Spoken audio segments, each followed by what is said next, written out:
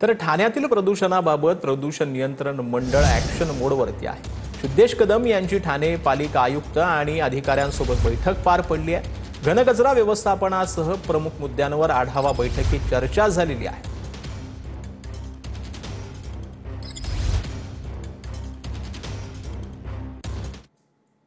तर राज्यातील 5 IAS अधिकाऱ्यांच्या बदल्या झालेल्या आहेत। राहुल महिवाल, प्रकाश खपल, डॉक्टर मंजरी मानुलकरांची बदली झालेली आहे। त्रिगुण कुलकर्णी आणि अंजली रमेश यांचीही बदली झाली। तर जळगावमध्ये पित्याकडून मुलाची हत्या करण्यात आली। जळगावच्या रावेरमधील कुसुंबा खुर्द येथील ही घटना आहे। मुलाचे हातपाय दोरीनं बांधून त्याच्या डोक्यात वार करून ही हत्या करण्यात आली। आरोपी वडील रवींद्र पाटीलला अटक करण्यात आली। मुलगा व्यसनाधीन होता, पोलिसांची माहिती आहे। बाप लेकामध्ये कायम संपत्तीच्या कारणावरून वाद व्हायचे असं देखील यावेळेला माहिती मिळाली आहे।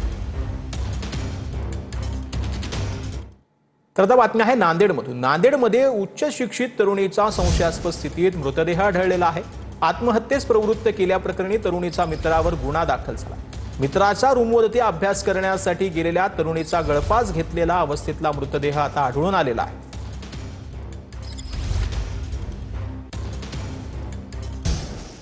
तर निवडणूक निर्णय अधिकाऱ्यांच्या निर्णयाविरोधात न्यायालयात दाद मागणार। अनगर नगरपंचायत निवडणुकीमध्ये उमेदवारी अर्ज बाद झाल्यानंतर उज्ज्वला थिटेंनी ही प्रतिक्रिया दिली आहे। अर्ज भरताना सर्व कागदपत्रांची आणि अर्जांची वकिलाकडून तपासणी केली होती असं उज्ज्वला थिटेंनी म्हटलेलं आहे।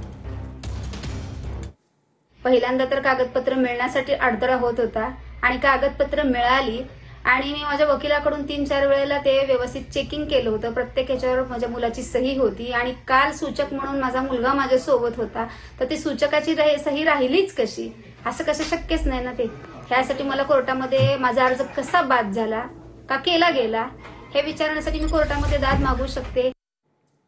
तर पेन नगरपालिकेमध्ये राष्ट्रवादीच्या वसुधा पाटील बिनविरोध विजयी झालेले आहेत। नगरसेवक पदाच्या निवडणुकीत वसुधा पाटील प्रभाग 9 मधून बिनविरोध विजयी झालेले आहेत। खासदार सुनील तटकरेंसह अनेकांनी त्यांना शुभेच्छा दिल्या।